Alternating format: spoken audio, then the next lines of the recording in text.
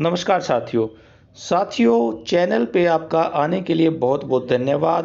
Drawing teacher से संबंधित काफ़ी क्वेश्चंस बच्चों के मन में रहते हैं कि कैसे रिजल्ट बनेगा, मेरिट कैसे बनेगी, आदि आदि, कब ज्वाइनिंग होगी, बहुत सारे क्वेश्चन बनते हैं। तो यहाँ पर इस चैनल के माध्यम से केवल ड्राइंग टीचर से संबंधित ही बातें बताई जा रही हैं, उससे संबंधित सारे तथ्य आपके सामने दिए जा रहे हैं। तो ड्राइंग टीचर का हरियाणा में कैसे कार्य होगा, पूनम रानी केस का असर क्या होगा, ये सारी बातें हम इस वीडियो में देखेंगे। तो एचएसएससी अगर हलफनामा दे दे कोर्ट में तो क्या होगा, क्या रिजल्ट जल्दी आ जाएगा, पूनम रानी केस का क्या असर होगा, और जो दूसरे केसेज हैं उनका क्या असर होगा, ये सारी बातें हम इस वीडियो के माध्यम से देखेंगे। तो साथियों आपसे रिक्वेस्ट ये है कि अंत तक पूरी की पूरी वीडियो देखें आप, और चैनल को सब्सक्राइब करना ना भूलें, लाइक करें, शेयर करें, ताकि नए नए तथ्य आपके सामने इस वीडियो के माध्यम से पहुंच पाए। तो साथियों पूनम रानी केस का जैसे पता है आपको 6 तारीख है इसकी डेट जो कि लगी हुई है, और 23 तारीख से 6 तारीख का टाइम जो है वो काफ़ी लंबा अखरता है। यानी कि बच्चों के मन में ऐसा है कि इतना जल्दी क्यों नहीं दिया गया टाइम, कि जल्द से जल्द इसका निपटारा कर दिया जाए।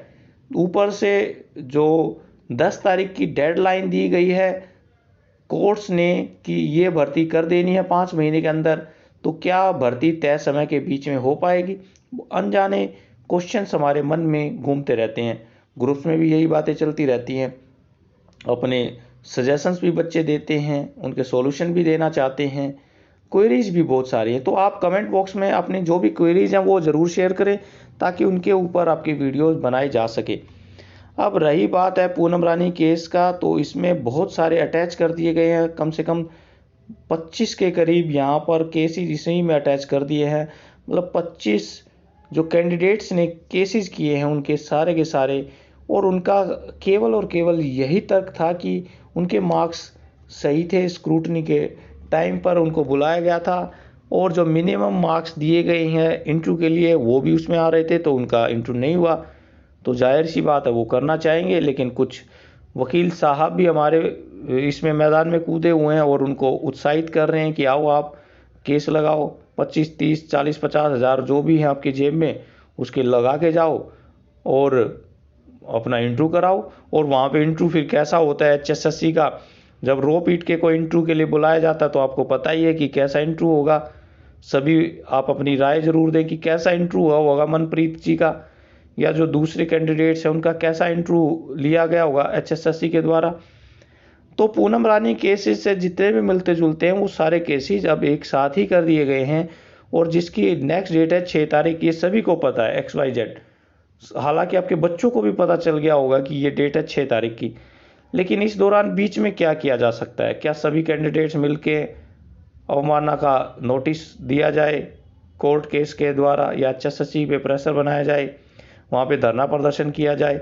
बहुत बार ऐसा हुआ है कि जब एचएसएससी या कोई भी बोर्ड लगातार घिरा हुआ होता है तो उन पे प्रेशर बनाने के लिए बच्चे बहुत बड़ी संख्या में जाकर के वहाँ पे धरना करते हैं।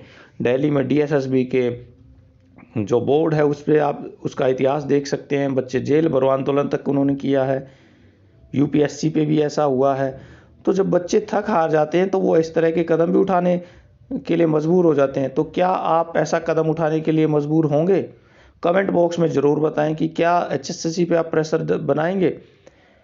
तो ये सारी चीज़ें हैं, पूनम रानी का केस है, 6 तारीख की डेट है, ये सारे तथ्य आपके सामने हैं। अगर इस तरह के और केसेज आ गए तब क्या होगा?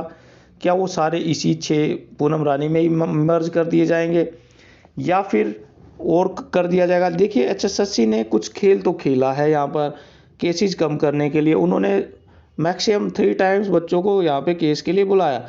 अब आईटीआई वाले बहुत सारे ऐसे बच्चे थे जो कि एलिजिबल नहीं थे, लेकिन उनको भी बुलाया, क्योंकि उनको पता था कि आईटीआई वाले तुरंत केस कर देंगे और यहाँ पे फिर स्टे हो जाएगा और फिर से दिक्कत आएगी, इसलिए उन्होंने उनका इंटरव्यू लिया है। अब इंटरव्यू ले लिया तो केस बनने की कोई गुंजाइश ही नहीं होती।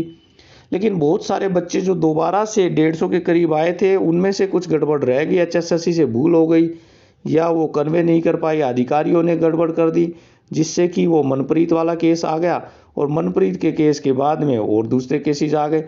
तो ये केसेस तो ऐसे ही बढ़ते रहते हैं। इसके लिए क्या करना होगा, अब HSSC को यहाँ पे हलफनामा देना पड़ेगा।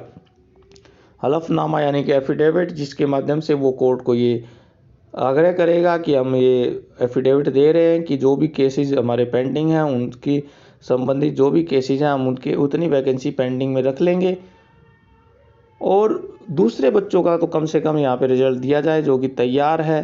देखिए, पुरानी कमेटी पूरा रिजल्ट तैयार करके गई हुई है, आप इस बात को मानिए। नई कमेटी कोई भी केसेस के लिए नहीं करेंगे, क्योंकि उन्होंने अपना रिजल्ट दे दिया है। तो बच्चे कह रहे हैं कि लिस्ट चेंज हो जाएगी, लिस्ट चेंज हो जाएगी। नहीं, ऐसा मुझे तो लगता नहीं है। आप अपनी राय ज़रूर बताएं कमेंट बॉक्स में कि क्या इस तरह से लिस्ट दोबारा से चेंज हो सकती है। नहीं लगता है ऐसा, क्योंकि इस केस पे बहुत निगाहें हैं और कोर्ट भी इस पे ध्यान दिए हुए है, तो ऐसा मुश्किल है बहुत ज़्यादा। तो हलफनामा देते ही यहाँ पर कोर्ट उनको कह देगा कि हाँ भाई ठीक है, आपको आप ये केसेस चलते रहेंगे, इतनी केस आप अपनी पोस्ट इतनी वैकेंट रख लीजिए और आप रिजल्ट घोषित कर दीजिए। दूसरा ये कि होते ही तो फिर रिजल्ट के लिए आपको इंतज़ार करने की ज़रूरत ही नहीं है। जैसे हुआ रिजल्ट तैयार कर दिया गया हुआ है, वो डिक्लेयर कर दिया जाएगा। तो हो सकता है 6 तारीख से पहले भी रिजल्ट डिक्लेयर किया जा सके, क्योंकि HSSC ने अगर हलफनामा दिया तो कोर्ट उसको तुरंत एक्सेप्ट कर लेगा, क्योंकि दूसरे जो डेट्स हैं वो भी कोर्ट के सामने तथ्य रखे जा सकते हैं। लेकिन ये होगा कि HSSC किस तरह से अपनी